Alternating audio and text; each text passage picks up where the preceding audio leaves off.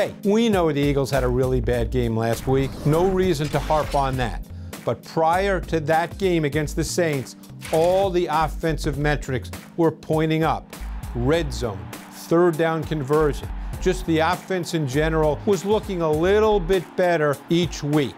And some of the things the Eagles really like to do showed up in that first win against the Giants, where they scored 34 points, their highest scoring total of the season. And one of the things the Eagles do really well is the RPO concept, the run-pass option concept. And obviously what you get with that is you get Carson Wentz in the shotgun and you get the back offset next to him. In this case, it's Wendell Smallwood. Now what you have here to start is notice that Alshon Jeffrey comes in tight motion closer to the formation. And that's because he's going to run that quick slant inside. But remember, this is an RPO. So the player that you're trying to put in conflict is the safety, Landon Collins. You need to get him out of the passing lane if you want to throw the ball. If he stays back, then you would hand the ball to Smallwood.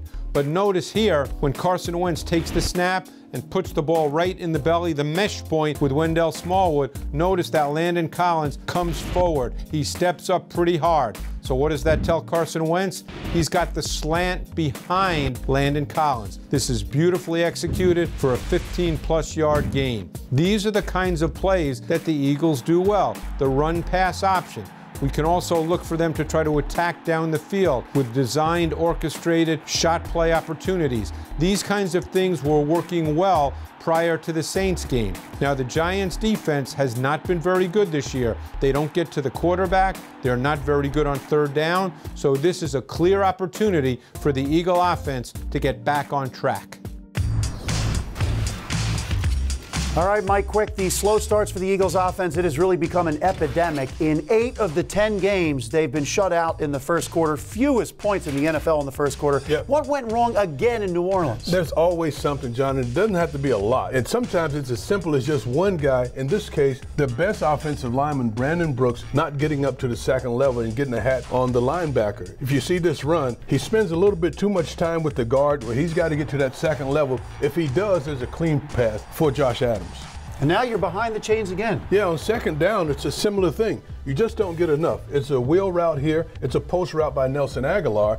But if you watch, it's defended pretty well, where P.J. Williams is able to drop deep enough just to get a hand on the football. This is going to be a pretty big pickup. But 2 plays in a row, you get nothing out of the plays, and that's how many of these games have started. Whether it's a penalty or whether someone's dropping a pass or not getting their block, there's so many things that have happened to this team on their first possession and in the first quarter where they're just not getting points. Yeah, you saw it really cost them the Cowboys game with only 3 points in the first half, and then the Saints, they could never get going. Well, first of all, they have to win the line of scrimmage. Those guys up front, they've got to do their job, and it's really everybody doing their part. Every position, somewhere along the way, they've had a mishap and have caused a lack of performance in their first possessions and in the first quarters.